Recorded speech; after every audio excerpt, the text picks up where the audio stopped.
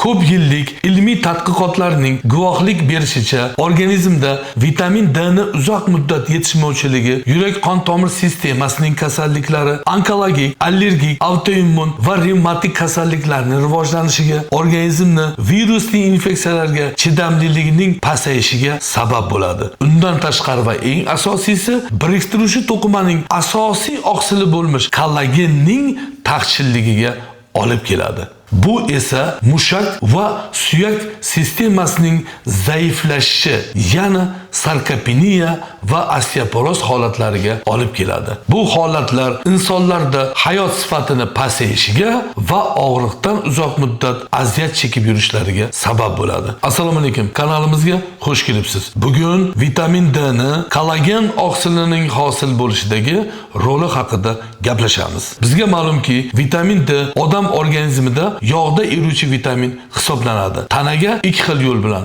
ya'ni oziq-ovqat mahsulotlari orqali va terida quyosh nuri ta'sirida ultrabinafsha nurlar orqali sintezlanadi, kiradi va o'zlashtiriladi. Bu juda ko'p organ sistemalaridagi retseptorlarga ta'sir qiladi va eng asosiysi tanada kollagen ishlab chiqaruvchi mezenximal, ya'ni o'zak hujayralarini stimullaydi.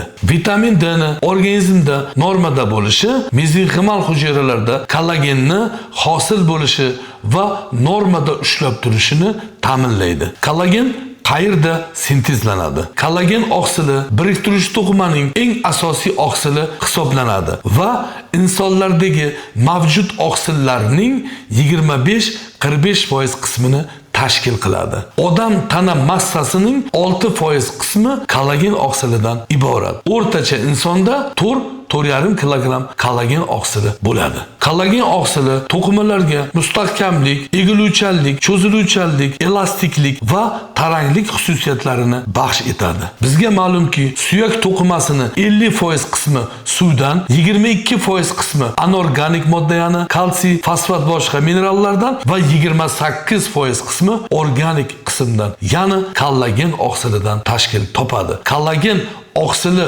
bor qism suyakni kalsiy va fosfat bor qismga nisbatan ko'pni tashkil qiladi.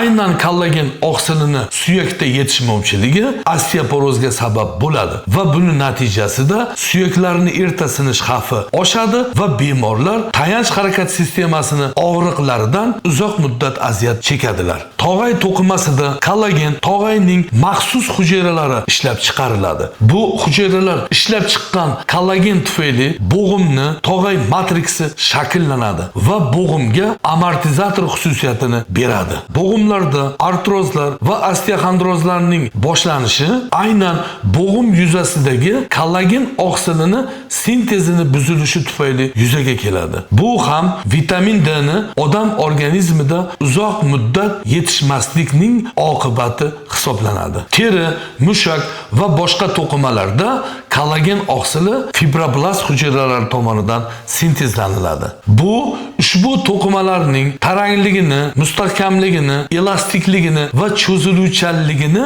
ta'minlab beradi. Bizga ma'lumki, mushaklarning suyaklarga birikkan qismining 80% kollagen oqsilidan tashkil topgan bo'ladi. 1 mm qalinlikdagi pay aynan kollagen oqsili tufayli 10 kilogramm yukni bemalol ko'tara oladi. Bitta mushak payi butun boshli organizmni yukini ko'tara olish xususiyatiga ega. Kollagen oqsilining yetishmasligi organizmda terilarning quruqlashishi va ajinlarning erta muddatda paydo bo'lishi bilan, sochlarning to'kilishi va oqarishi bilan, mushaklarning kuchsizlanishi va zaiflashishi sarkopeniya holati bilan va suyaklarni mo'rtlashishi, ya'ni osteoporoz holati bilan namoyon bo'ladi. Va bu oqsil yetishmasligi insonlarda katabolik, ya'ni hujayralarning qarish jarayonlarini tezlashtiradi. Yuqoridagi aytib o'tilgan hujayralar, ya'ni osteoblastlar, xondroblastlar va fibroblastlarni kollagen ishlab chiqaruvchi zavodga qiyoslash mumkin. Kollagen hosil bo'lishida vitamin D dan tashqari asosan vitamin C, B1, B6 va boshqa mikroelementlar muhim rol o'ynaydi. Kollagen oksilini normada bo'lishi quyidagilarni beradi. Odam suyaklari tanani qiynalmay ko'taradi. Mushaklar erkin qisqarib va bo'shashadi. Tomirlar qon bosimiga bardoshli bo'ladi va yorilmaydi. Insonlar og'riqsiz hayot kechiradi. Terilar tarang, yosh, go'zal va navqiron bo'ladi. Xulosa qilib aytganda, organizmda vitamin D ni yetishmovchiligi kollagen hosil bo'lishidagi zavod mexanizmining faoliyatini pasayishiga olib keladi va natijada terilar quruqlashib ajin bosadi, mushaklar zaiflashadi, suyak mo'rtlashadi va tez sinadi, bo'g'imlarda artroz va osteoxondroz holatlari paydo bo'ladi. Insonlar og'riq bilan hayot kechiradilar. Bularning hammasi vitamin D va kollagenning yetishmasligi tufayli yuzaga keladi. Organizmda vitamin D va kollagenni nimalar kamaytiradi? Noto'g'ri ovqatlarning iste'moli, qand va tez hazm bo'luvchi uglevodlarni ko'p iste'mol qilish, gazlangan va shirin ichimliklar, tarkibida fosfat kislotasi bor ichimliklar, energetiklar, qovurilgan, sho'r va qayta ishlangan oziq-ovqatlarning iste'moli, kolbasa va sho'r mahsulotlarni ko'p iste'mol qilish, yetarlicha oksil mahsulotlarini iste'mol qilmaslik va zararli odatlarning borligi, kam harakat hayot tarzi va mushakni zo'riqtirmaslik, haddan tashqari ko'p oftobda yurish terida va organizmda kollagen oksilini parchalanishiga, ya'ni denaturatsiyaga uchrashiga sabab bo'ladi va uyquning o'z vaqtida va sifatli bo'lmasligi. Xulosa o'rnida shuni aytib o'tamizki,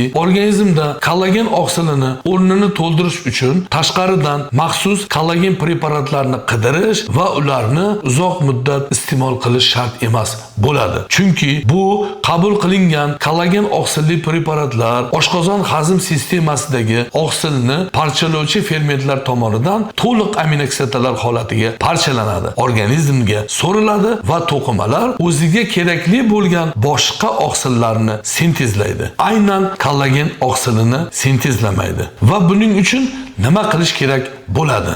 Qonda vitamin D miqdorini me'yorida olib yurish kerak bo'ladi. To'g'ri ovqatlanish va zararli odatlardan voz kechish kerak. Sog'lom turmush tarzi, jismoniy faollikni oshirish va o'z vaqtida uyqu zarur. Va buning natijasida organizm kollagen oksiliga ehtiyoj sezmaydi. Agar videomiz sizga ma'qul bo'lgan bo'lsa, kanalimizga obuna bo'lishni unutmang. Rahmat.